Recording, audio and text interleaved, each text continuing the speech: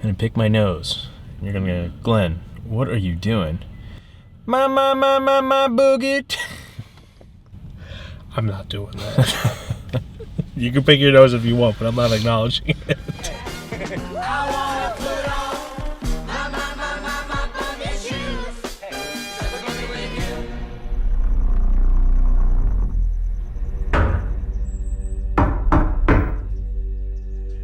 Hello, everybody. Welcome again to Keystone Film Review. We just saw Knock at the Cabin. Directed by M. Night Shyamalan, written by M. Night Shyamalan, Steve Desmond, and Michael Sherman, based on the book by Paul Tremblay, starring Dave Bautista, Jonathan Goff, Ben Aldridge, Nikki Amuka-Bird, Rupert Grint, Ron Weasley himself, Abby Quinn, and Kristen Cui. I want to say that's how you pronounce it. C-U-I, Cui. It's definitely not coy.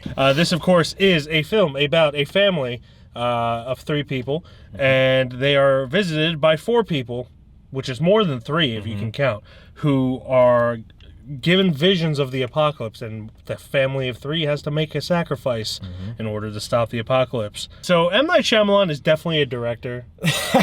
He'd be making the movies. He'd be making the movies. He's a director that a lot of people like to rag on, but you got to commend the man for keep going at it, despite all of the backlash he gets from critics and fans alike. I've always liked him. I haven't liked every movie he's made, but I've liked him as a director. We've always been by your side. Yes. Mainly because you represent Philly like a motherfucker. You do. But also because you make good movies. I feel like the movies you make are better than people say they are, and they might just be mismarketed. And that's the thing. But where does Knock at the Cabin stand within that conversation? This one, I actually rather enjoyed it.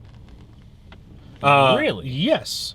That's crazy. Dave Bautista, talks a big game, says he doesn't want to be anything like The Rock, says he wants to be an actual legitimate actor. Maybe not an intentional dig at The Rock, but also a dig at The Rock. A little bit. And he backed it up. I leaned over to Glenn in the first scene of this, and I said, this first scene alone is proving that he's a better actor than The Rock. Yep. But we already knew that. We already knew that. We knew that from several other films, Blade Runner 2049, and others. Dune. That's also. I'm trying to think of non-Denis Villeneuve ones. I mean, there's Glass Onion. There's Galaxy Quest. No, not Galaxy. Guardians of the Galaxy. Which he's quitting because he wants to continue his path on career acting. Or character acting. Yes, but he's for coming from the background of wrestling, he's a phenomenal actor. I'm not gonna say he's like the greatest actor, but like he does a hell of a job for someone who got paid to beat people up for. What, like 10 years? I don't know how long he was in wrestling. He's a while. A while, yeah. I think a lot of people have problem with M. Night Shyamalan's writing. It's good to see that he had help writing this one, and you could definitely tell because the dialogue, while not perfect, I will say that, is better than a lot of the dialogue in his most recent films. It flowed way better than most of his other movies. Yeah, still had some clunky lines that you could just feel like were, M. Night Shyamalan. You piece of crap! Yeah, piece of crap. Coming as a parent myself, you do try to not curse around your kids, even when you're in high. Even during a nice little home invasion. Yes, but it's not. Well, it changed eventually, but anyway, I didn't really have any expectations for this. I know with like Old and Glass, a lot of his recent movies, I've been like pretty excited for, and then they kind of fell flat. So this one, I was going in as blank slated as possible. Yep. And I was pleasantly surprised. Split raised the bar for any new films that he's been Split making, was really good because it was really good, and then that was a lot of that was James McAvoy though. Yeah, but then it kind of went. What was the one?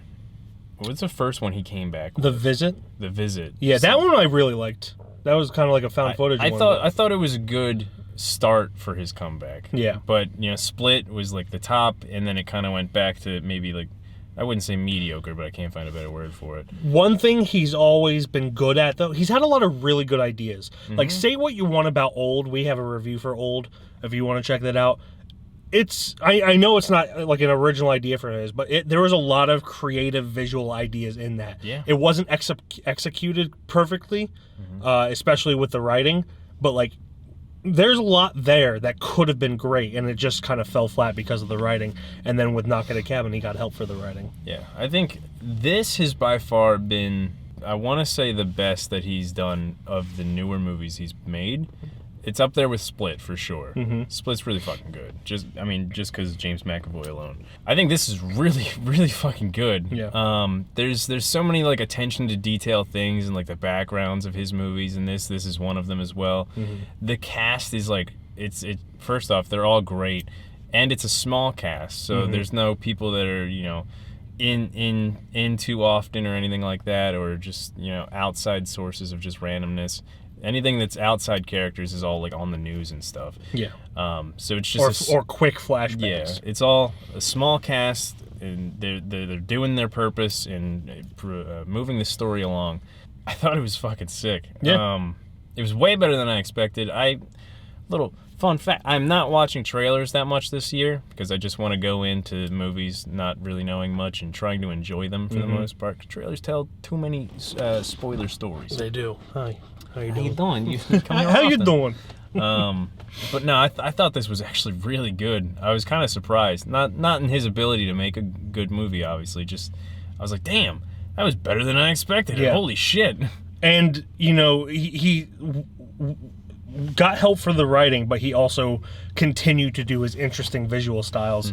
He does a lot of close-up shots in this. Yeah. And not that a lot of looking into the camera. Yeah, not that's a problem. It's just there's a lot.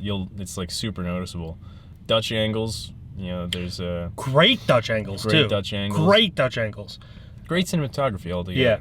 Yeah. He's always been relatively good at directing kids. I would say Old was probably like a rarity for him, where the kids in that I don't want to knock the kids, but like they were not as good as his past films have been. Like also Sixth shot Sense. during COVID too. Yeah, that's true. Which shot probably during didn't COVID. help. And also the writing in that was just bad. So I blame the writing on that more than the kids. But like the girl in this, Kristen Cui, she was fantastic. She didn't have enough, though. That's my only flaw with it. She was great. They focused on the adults more, which... And not that she should have had full-fledged conversations with these people, but I just wish she had a little bit more, maybe interacting with her fathers or something like that. But And I was worried because in the trailer, just the way it's cut, the line delivery she gives is kind of like, it feels like she's acting. But it flows much better in the film, in the final cut. And they get right to the point. They get right to the point. They don't, I was kind of worried that they would have like this build up going to the cabin. They instead did that with like flashbacks, which I much preferred because it got straight to the point. Started right at the cabin, introduced Dave Bautista second. So it got straight to the point, and that was a fantastic choice. Granted, I don't know how much like the book it is as far as structure. Who knows? But yeah, I really thoroughly enjoyed this. I do have problems with it. Like I said, some of the dialogue's still clunky. Yeah. I feel like some things could have punched home more emotional. This is rated R, it's his second R-rated film since The Happening. Everyone, I personally think The Happening is great as a comedy. I know a lot of people don't like it. I think it's supposed to be like a cheesy B movie, and I watch it as a cheesy B movie, and it's great if you look at it that way. This is rated R, but they didn't take the opportunity to show the impact of violence. Yeah. They cut away anytime there was violence. I don't know why that is. I felt it would have been more impactful if they showed the violence. Maybe to save budget on practical effects or something. I don't know. Although, cutting away from the violence also had some of the most interesting shots. Yeah. Without getting into too much detail, they would focus on like a different part of the body as someone was being cut or brutalized or what have you. I will say the weapons that they had in this movie were fucking crazy. It was like something out of a Dead Rising game, it's like which you won't know that, but like the weapons you can make in that game are absolutely insane. He'll just like pick random stuff up and put them together and make this crazy multi-weapon. That's what this felt like, except for a little more homey, a little more vacation-y. Yeah, I think Dave Bautista had like a pitchfork that had like an axe on one side. Yeah, it had an axe and like maybe a hatchet on the other side. Yeah. It was interesting. That'd be weird. Axe and hatchet, they're like the same thing pretty much. But yeah. Anyway, there are some points where not showing the violence adds to it, but then other points where it detracts from it. So it was just kind of a weird choice in my mind. I'd like to know why he decided to do that, but I don't know him. So I probably won't ever find that out unless he talks about it. We'll have to run into him at some point in the 40-mile radius we live from him. My entire family has run into him. and I haven't. All my friends did. It's really great. Oh my god, dude, M. Night Shyamalan's here, man. We have burgers, man. Why aren't you here? I'm like, I gotta go to bed. Anyway, that's pretty much all I have to say. Really solid film. I do understand some people's qualms. I've seen a lot of reviews. There's definitely going to be people who don't like this. Yeah, because it does have some of the weirdness that M. Night Shyamalan's known for, post Unbreakable. But in my opinion, if you're able to overlook that, because it's just M. Night Shyamalan, I just expected at this point with him to have some slight weird, behaviors and whatnot. If you look past that, it's a really solid film. But I do understand other people's qualms with it. And he had his cameo. Yeah, he did have his cameo. That was honestly the funniest and worst part of it at the same time. I won't go into it too much, but it lasted a little too long, which it always does with it. His cameos always last a little too long. What do you want to rate this? Between a 3.5 and a 4. Me too. I'm more leaning 4, but I feel like down the line it might change to a 3.5. But right now it's a 4. That is 100% what I was going to say. Yep. I am saying a 4 for now, but I would not be surprised if, once I think about it, if I see it a second time, it goes down to a 3.5. I might see this again some point this week. The rewatch will be crazy because what I like about his movies, there's details in the backgrounds, news clippings, TVs, all that stuff. It's the rewatchability of his movies is really good. Trying to see all the different stuff and underappreciated, if you ask me. Absolutely, because so many people don't like his style and writing. Again, which I understand, that they don't rewatch it. And I implore everyone here to rewatch The Happening as if it were a comedy. Yep. Remarket your brain. Yes, because I'm fairly certain, I heard this, I don't know how true this is, that he meant for it to be an homage to B movies, which is why it's so fucking weird. And if you watch it with that in mind, it's hilarious. So rewatch The Happening with that in mind. But yeah, for now I'm saying a 4 for Knock at the Cabin. You're saying a 4. May very well be a 3.5, even by the time you edit this. So who knows? We'll see.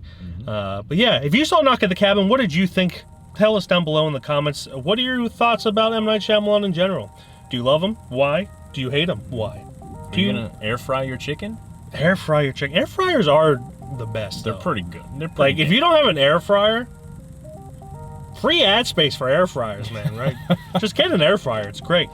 But yes, thank you everyone for watching, and we will see you in the next video. Bye-bye.